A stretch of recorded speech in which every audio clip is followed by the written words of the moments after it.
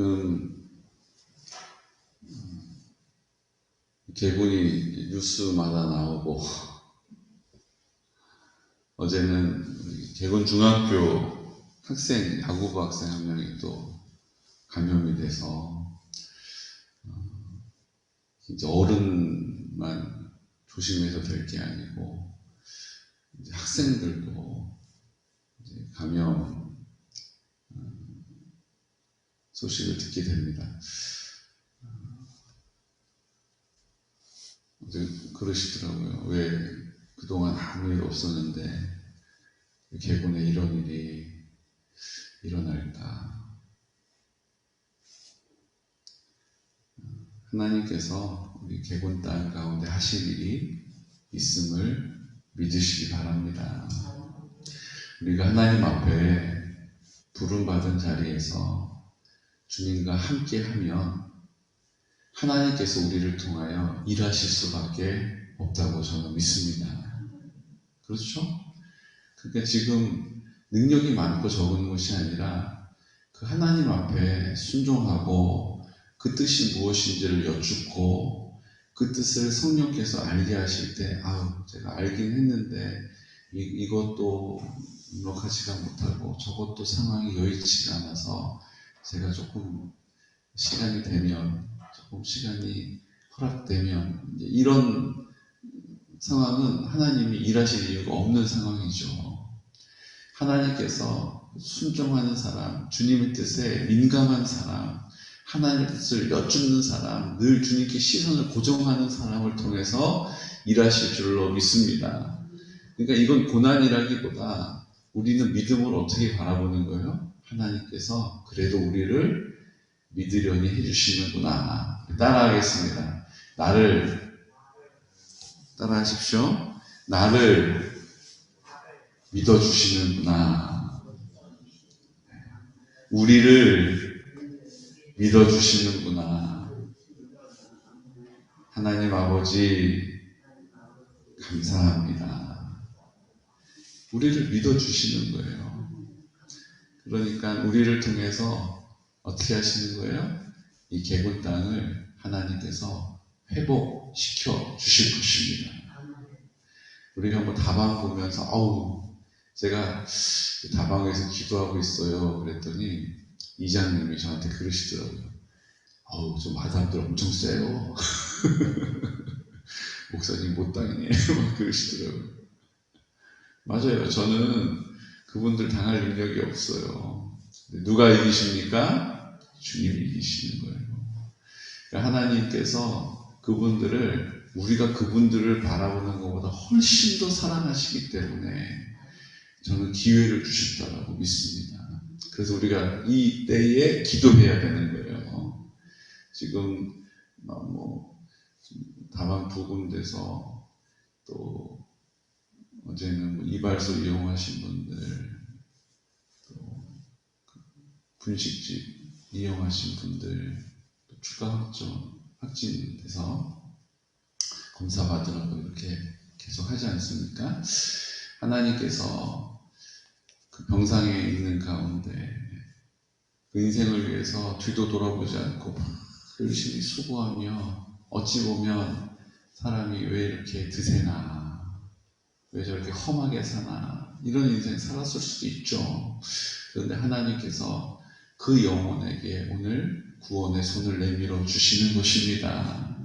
그게 다인 줄 알고 살았던 인생, 이게 다가 아니구나. 죽음 앞에 서 있을 수 있다는 것이 죽음을 향해 가고 있지 않은 가운데 죽음을 생각하는 것도 은혜라는 거예요. 천년만년 살 것처럼 살지 않습니까? 근데 내가 지금 죽음의 길로 가고 있는 것을 내가 죽음의 길에 서 있지 않고 느끼고 깨닫고 생각해 볼 수 있는 것도 은혜예요. 그렇죠? 그러니까 우리가 하나님 앞에 그 은혜를 입은 것입니다. 그래서 우리가 이 상황들을 놓고 언제 어느 때보다 기도해야 될 것입니다. 언제 어느 때보다 더 하나님께 그 초점을 맞추고 시선을 두고 하나님 앞에 서 있어야 될 줄로 믿으시기 바랍니다. 아멘. 바울이 오늘 아그리빠 왕에게 자신을 변호하고 있습니다. 아그리빠 왕이 관심을 가졌어요. 그런데 아그리빠 왕은 그 헤롯 가문의 네 번째 왕이죠. 헤롯 대왕이 있고 그 아들 헤롯 왕이 있어요. 똑같이 이름을 헤롯이라고 불렀어요. 그 다음에 아그리빠 1세가 있어요. 이 아그리빠 1세는 야고보를 목쳐서 죽인 사람이죠. 벌레 먹혀 죽은 사람이죠. 하나님을 인정하지 않고 하나님을 높이지 않았다는 이유로 벌레 먹어서 죽임을 당합니다. 그리고 이제 이 네 번째 사람 아그리빠 2세가 오늘 바울을 통해서 복음에 관심을 보이기 시작합니다. 이것이 하나님께서 그 헤롯 가문을 통해서 그럼에도 불구하고 계속 은혜를 주시고 계속 기다려주시고 계속 돌아오라고 부르고 계시다는 것을 보는 장면이죠.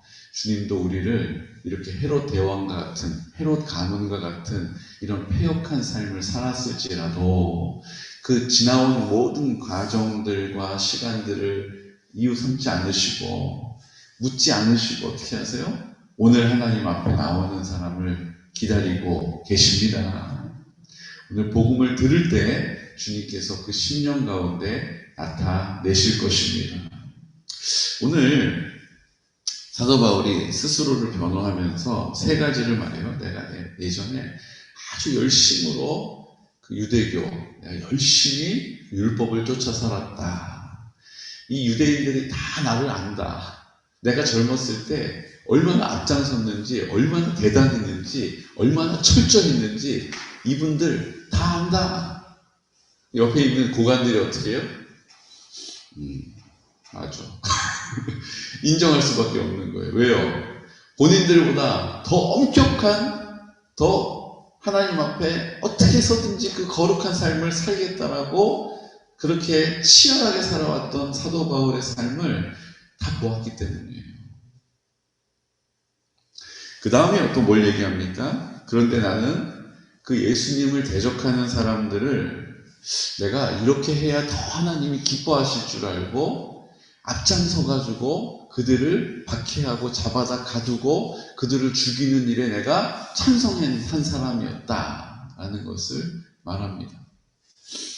9절에 보니까 나도 나사렛 예수의 이름을 대적하여 많은 일을 행하여야 될 줄 스스로 생각하고 내가 거룩하기 위하여서 나름의 방법으로 앞장서서 예수님을 믿는 사람들을 이단이라고 정죄하고 그들을 쫓아다니면서 박해하고 그들을 죽이는 일에 찬성하고 그들을 잡아다 가두는 일을 누구보다 앞장서서 했다. 그것도 저분들이 다 보셨습니다. 옆에 있었던 그 사내들인 공의회 사람들, 직분 있는 종교 지도자들이 전부 다 맞아. 그랬지. 다 인정을 하는 거예요. 그러니까 아그리빠 왕이 이거 봐라. 이게 지금 보고 있는 거죠. 세 번째 본인을 변론합니다. 뭐라고 얘기합니까? 내가 다메섹이라는 성에 거기 우리가 외국인데 외국에서도 예수를 믿으면 안 되겠다 싶어가지고 내가 하나님을 위하여서 대제사장의 전권을 받고 그 예수쟁이들을 잡으러 가는 다메섹으로 가는 도중에 우리 무리 가운데 빛 가운데 주님이 나타나셨다. 그리고 그분이 히브리 말로 나에게 하는 음성을 내가 들었다. 뭐라고 말씀하셨어요? 사울아 사울아 내가 어찌하여 나를 박해하느냐. 누구십니까? 예수님이 말씀하시죠. 나는 내가 박해하는 예수라. 일어나 너의 발로 서라. 내가 내게 나타난 것은 곧 내가 나를 본 일과 장차 내가 내게 나타날 일에 너로 종과 증인을 삼으려 함이니 이스라엘 이방인들에게서 내가 너를 구원하여 그들에게 보내어 그 눈을 뜨게 하여 어둠에서 빛으로 사탄의 권세에서 하나님께로 돌아오게 하고 죄 사함과 나를 믿어 거룩하게 된 무리 가운데서 기업을 얻게 하리라. 아멘. 어둠에서 빛으로, 사탄의 권세에서 하나님께로 돌아오게 하고, 그 돌아오게 한 자리에서 죄사함을 얻게 되었다는 것을 알게 하시고, 나를 믿어 거룩하게 된 무리 가운데서 기업을 얻게 하리라. 나를 믿어 거룩함을 입은, 이제 우리죠. 우리의 마음 가운데 빛으로 오신 예수님께서 나와 함께 하시니, 그분이 하나님이시니 우리가 거룩함을 입게 되고, 죄사함, 회개하여서 죄사함을 얻게 되고, 그 깨끗해진 내 심령 가운데 예수님이 와 계시고, 거룩하게 된 무리 가운데에서 기업을 얻게 하리라. 기업이 뭡니까? 자녀가 기업이에요. 내 소유가 기업이에요. 주님이 그것을 가지고 사용할 수 있도록 허락하신 것이 기업입니다. 그러니까 우리가, 하나님께서 우리에게 주신 기업이 뭘까? 말씀과 기도가 우리의 기업이 되는 거예요. 말씀을 통하여, 말씀을 근거로 입을 열어 기도할 때 주님께서 그것을 사용하여서 주의 뜻이 이루어지기 때문에 그것이 우리의 기업이 되는 것입니다. 우리가 그 기업으로 주신 것을 사용하라고 우리를 부르신 거예요. 근데 우리는 그것을 사용하기보다 어떻게 해요? 그냥 한 달란트 받은 사람처럼 땅에 묻어두는 거예요. 나 그래도 구원은 받았으니까. 저거 내가 한 달란트라도 가지고 있으니까. 그리고 그냥 땅에 묻어두는 것입니다. 주님은 말씀하시죠. 2달란트를 가지고 4달란트를 가진 사람이나 5달란트를 가지고 10달란트를 남긴 사람이나 너는 5달란트에서 10달란트씩 남겼으니까 네가 더 잘했다라고 얘기하신 적이 없어요. 2달란트나 5달란트나 똑같이 칭찬하시고 너에게 준 그 1달란트도 부족한 것이 아니었다. 그런데 너는 나를 오해했구나. 주인은 없는 곳에서 너 없지만 그래도 나한테 가져와 라고 그것을 달라라고 하시는 분이라고 오해함으로 그렇게 될까봐 미리 당겨서 두려워하여서 그 1달란트를 땅에 묻어둔 거예요. 왜요? 그것마저도 놓치면 안 되니까. 주인은 너에게 맡긴 그 1달란트를 남기라고 우리에게 요구하시는 분이 아니십니다. 그 1달란트를 가지고 나와 함께 나의 일을 하면 내가 너의 도움이 될 것이고 내가 너의 능력이 될 것이고 내가 너를 인도하여 지킬 것이다 라고 우리에게 그 사랑을 드러내시려고 그 순종하는 자리에서 1달란트를 가지고 하나님 앞에 그 주인의 뜻에 순종하는 자리에서 그 주인이 함께하는 주인의 사랑을 주인의 은혜를 경험하게 되는 것입니다. 우리가 그것을 지금 소홀히 하고 있는 거죠. 오늘 주님께서 주일날 설교 말씀 기억하시죠? 주님은 깨끗한 그릇을 사용하십니다. 넓은 그릇도 그 깨끗하지 않으면 쓰임받지 못해요.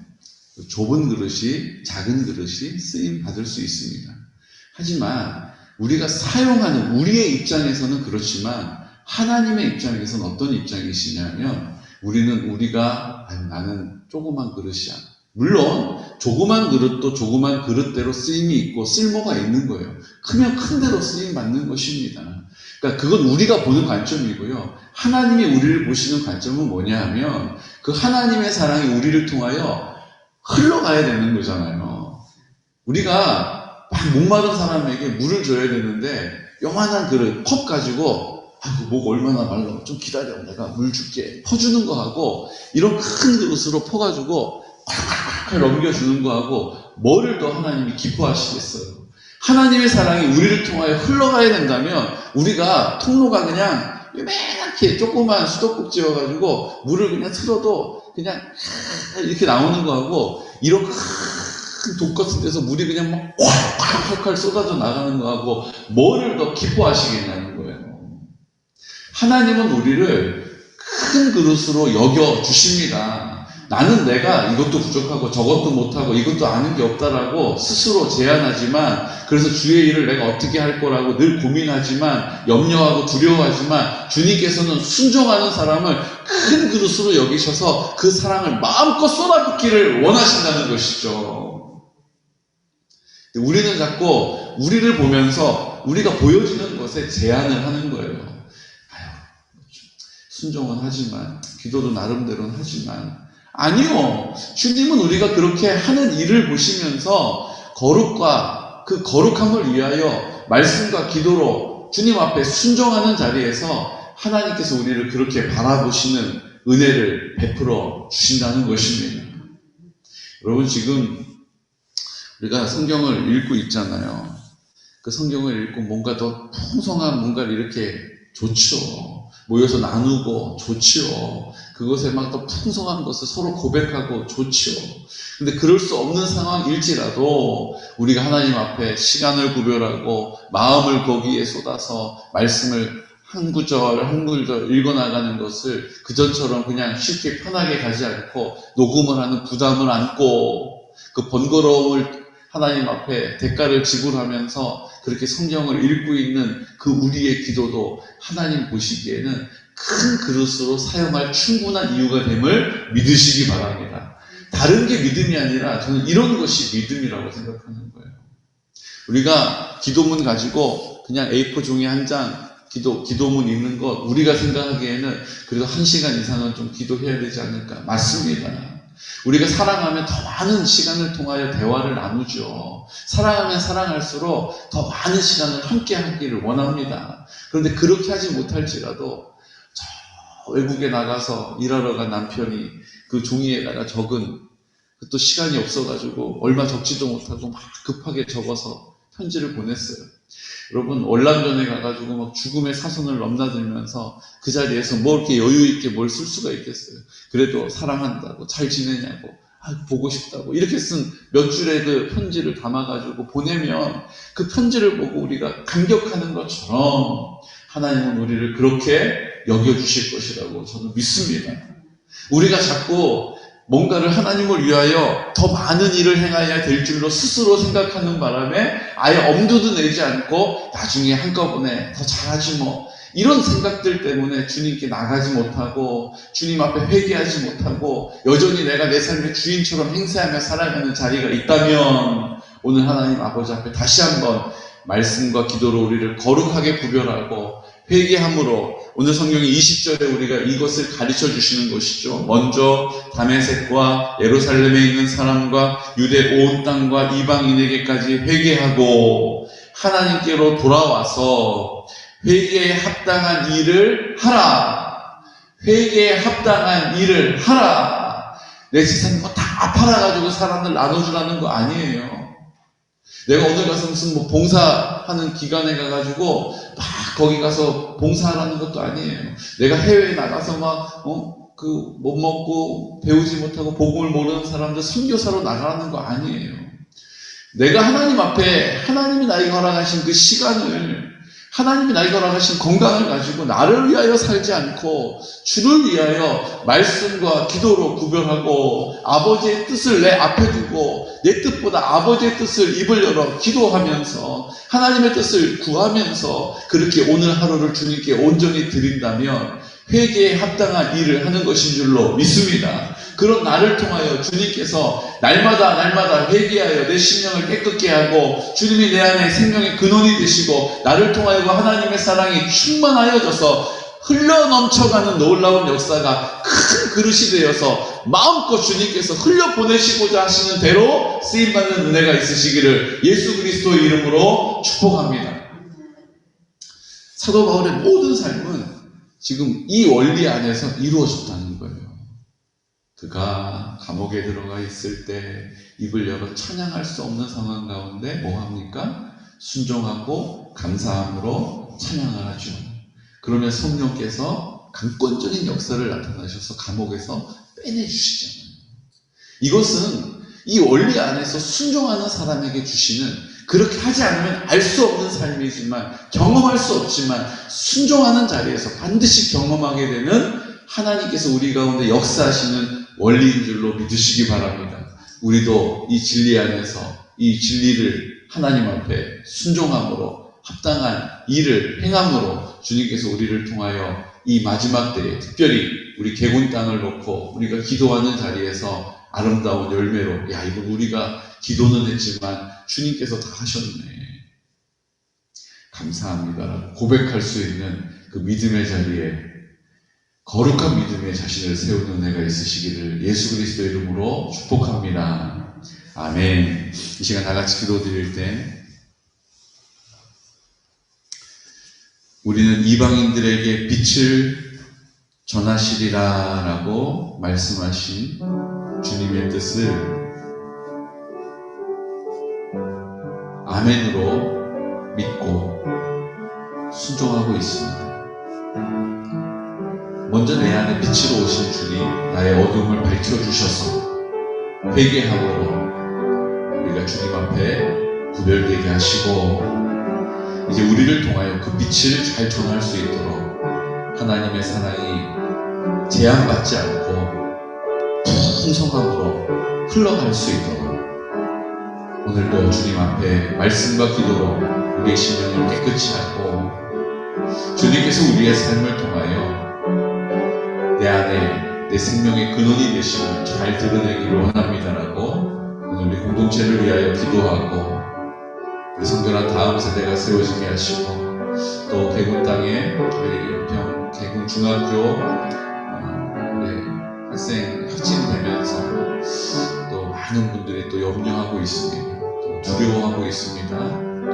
주님, 이때가 우리 주님을 만날 때인 줄로 믿습니다. 이때가 주님을 깊이 경험할 수 있는 은혜의 때인 줄로 믿습니다. 주님, 우리 어르신들에게도 동일한 은혜를 베풀어 주시고 성결한 다음 세대가 세워지는 것처럼 우리 어르신들의 신명들 주님 세워주시옵소서.